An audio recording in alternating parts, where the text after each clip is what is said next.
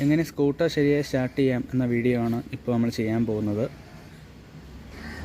നമ്മൾ അധികം ആൾക്കാരും ചെയ്യുന്നത് ചാവി ഓണാക്കി ആക്സിലേറ്റർ കൊണ്ടാണ് നമ്മൾ അധികം സ്റ്റാർട്ട് ചെയ്യുന്നത്.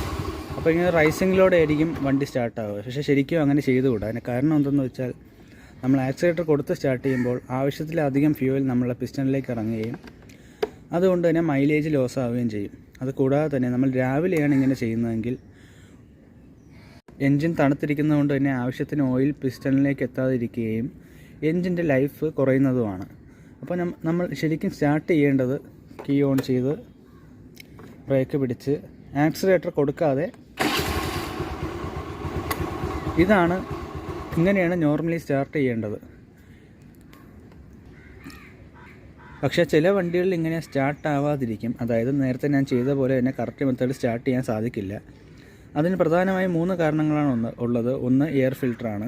നിങ്ങളുടെ വണ്ടിയെ എയർ ഫിൽറ്റർ മാറിയിട്ടുണ്ടോ എന്ന് ചെക്ക് ചെയ്യുക. അപ്പോൾ എയർ ഫിൽറ്റർ പ്രോബ്ലം ഇല്ലെങ്കിൽ സ്പാർക്ക് പ്ലഗ് ഒന്ന് വർക്ക്ഷോപ്പിൽ കൊടുത്ത് ചെക്ക് ചെയ്യുക. ഒരു 10-30,000 കിലോമീറ്റർ ഓടിയ പ്ലഗ് ആണെങ്കിൽ അത് റീപ്ലേസ് ചെയ്യുന്നതാണ് ഏറ്റവും ബെറ്റർ.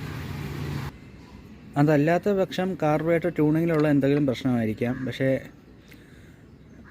വളരെ ഓടിയ വണ്ടികളിൽ മാത്രമേ ഇത്ര ഒരു പ്രശ്നം കാണാൻ ചാൻസ് ഉള്ളൂ. അപ്പോൾ പ്രധാനമായും ഇങ്ങനെ സ്റ്റാർട്ടിങ് ഇഷ്യൂ ഉണ്ടെങ്കിൽ ആദ്യം തന്നെ എയർ ഫിൽറ്ററും സ്പാർക്ക് പ്ലഗും നോക്കിയതിന് ശേഷമേ മറ്റ് മെക്കാനിക്കൽ ഇഷ്യൂയിലേക്ക് കടക്കാവൂ, അല്ലെങ്കിൽ ചെക്ക് ചെയ്യാവൂ. അപ്പോൾ ഇന്നത്തെ വീഡിയോ ഇത്രയേ ഉള്ളൂ. വീഡിയോ ഇഷ്ടപ്പെട്ടെങ്കിൽ തീർച്ചയായിട്ടും ലൈക്ക് ചെയ്യുക.